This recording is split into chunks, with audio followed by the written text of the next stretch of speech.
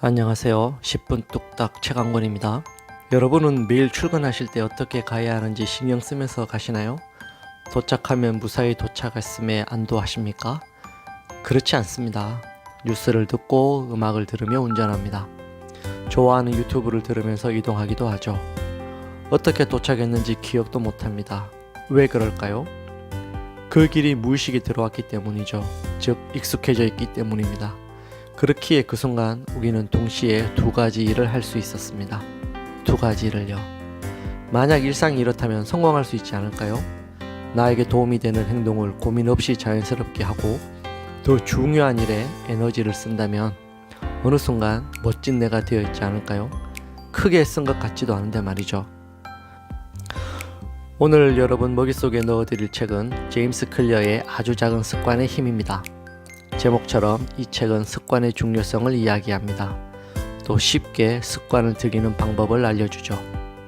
우선 습관은 어떤 사람이 되는 일입니다. 되고 싶은 나를 만들어가는 것이죠. 무의식적으로 나온 작은 행동의 반복이 큰 성과를 가져다 줍니다. 책에서 저자는 이렇게 얘기합니다. 단 한순간에도 극적인 전환점이란 없었다. 오랜 시간, 수많은 시간들이 지금의 나를 있게 한 전환점이었다. 자잘한 승리들과 사소한 돌파구들이 모여서 점진적인 발전이 이루어졌다. 내가 진일보하게 된 유일한 방법은 작은 일에서 시작한다는 것이다. 세상을 바꾸려면 침대부터 정리하라는 유명한 미 해군 대장 윌리엄 맥레이븐의 연설에서도 비슷한 내용이 언급됩니다. 매일 아침 침대 정돈을 한다면 그날의 첫 번째 과업을 완수하게 되는 것이다. 그것은 작은 성취감을 주고 다음 과업을 수행할 용기를 준다. 하루가 끝나면 여러 개로 쌓여 있다.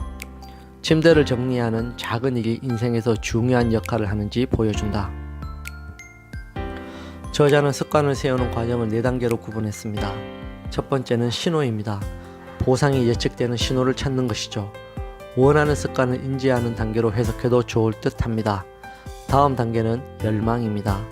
습관이 가져다주는 만족을 생각하는 것이죠. 우리가 원하는 것은 습관 그 자체가 아니라 습관으로 변하게 될 자신의 모습입니다. 그 다음은 반응입니다. 실제 그 열망에 따라 행동을 하는 것이죠. 반응은 개인의 능력이라든가 필요한 노력도에 따라 저항이 생기기도 합니다. 마지막 단계는 보상입니다. 습관에 따른 결과로 열망을 충족시켜주죠. 기대한 만큼의 결과가 나오면 우리 뇌는 도파민이 분비되고 기분 좋은 흥분은 또 다른 신호를 찾게 하는 원동력이 됩니다. 자, 그러면 멋진 나를 만들기 위해 습관을 어떻게 만들까요? 결론부터 말씀드리자면 먼저 정체성부터 바꾸라고 합니다. 우리는 보통 이렇게 생각합니다. 멋진 몸을 만들고 싶다라는 결과를 생각하고 그러기 위해서는 헬스장에 주 5일 간다든가 팔굽혀펴기를 하루에 30개 하겠다는 과정을 생각합니다.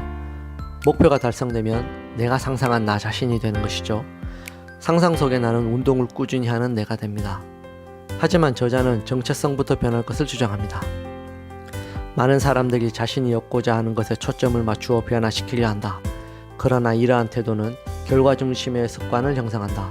지속하기 위해서는 정체성 중심의 습관을 세워야 한다. 이는 내가 어떤 사람이 되고 싶은지에 집중하는 데서 시작한다. 발전하고 싶어 독서를 선택했고 일주일에 책 한 권을 목표로 삼았다면 목표는 책 한 권이 아닙니다. 처음부터 나는 책 읽는 사람으로 생각하는 것이죠. 꾸준히 악기를 배우고 싶다면 처음부터 나는 음악을 하는 사람으로 생각하는 겁니다. 행동과 정체성이 완전히 조화를 이루면 더 이상 행동 변화를 추구하지 않아도 된다. 이미 스스로 그렇다고 믿는 유형의 사람처럼 행동하기만 하면 된다. 두 번째, 원하는 습관에 구체적인 시간과 장소를 부여하라입니다. 이를 쉽게 할 수 있는 방법은 우리가 평상시 하고 있는 행위 다음에 원하는 습관을 붙이는 겁니다. 명상을 습관하고 싶다면 아침에 커피를 마시고 난 후 명상을 하는 겁니다. 감사 일기를 쓰고 싶다면 저녁 먹고 난 후 일기를 쓰는 것입니다. 이는 원하는 습관을 자연스레 할 수 있게 도와줍니다. 세 번째, 환경의 습관을 결정한다입니다. 환경이 물건으로 채워진 공간이라고 생각하지 마라. 관계로 이루어진 것이라 생각하라. 똑같은 장소라고 해도 사람마다 각기 다른 기억을 가지고 있으면 그에 따라 습관도 달라진다. 구체적으로 저자는 공간을 분리하라라고 합니다. 한 공간에서는 한 가지 일만 하는 겁니다. 공간이라고 해서 반드시 장소 이동을 생각할 필요는 없습니다. 책을 읽는 의자, 글을 쓰는 책상, 밥만 먹는 식탁 등 일상의 물건을 이용할 수 있습니다.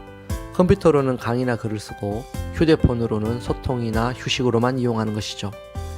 일하는 책상에 앉으면 자동적으로 그 일에 집중할 것이다. 그 목적에 맞춰 설계된 공간에 있으면 휴식 역시 더 쉽게 이룰 수 있다. 침실에서 잠을 자기로 하면 더 빨리 잠들 수 있다. 안정적이고 예측 가능한 행동을 바란다면 안정적이고 예측 가능한 환경이 필요하다. 모든 것이 자기를 지키고 그 목적에 부합하는 안정적인 환경에서는 습관이 쉽게 형성된다. 자, 네 번째, 만족스럽게 만들어라입니다. 흡연, 과식 등은 나쁜 습관은 즉각적인 쾌락을 가져다 줍니다. 비용은 언젠가 미래에 치러지게 되죠. 언젠가는요. 좋은 습관은 그 반대입니다. 매일 가는 새벽 수영과 규칙적인 독서는 궁극적으로는 좋은 기분을 느끼게 해줍니다. 하지만 당장은 저항감에 부딪히죠. 어떻게 해야 할까요? 단기적인 보상을 자신에게 주는 것입니다. 보상은 자신의 정체성과 부합하는 것을 마련해야 합니다. 운동에 대한 보상으로 과식과 음주를 선택한다면 이는 자신의 정체성과 충돌합니다. 대신 멋진 운동복을 산다면 이는 부합하는 것이죠. 보상으로 산 옷을 입고 달리는 내 모습은 습관을 지속하게 해줍니다.